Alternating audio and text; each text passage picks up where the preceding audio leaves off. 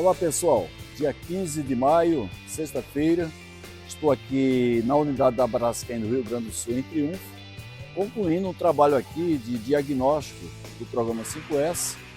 e depois da formação do comitê de implantação, fizemos a formação e juntamente com a formação fizemos também a elaboração do plano de implantação para fazer com que as áreas de manutenção aqui dessa unidade do Rio Grande do Sul, chamada Q2, atinjam um padrão classe mundial e quem sabe com esse nível de implantação a gente consiga também estimular as demais áreas da empresa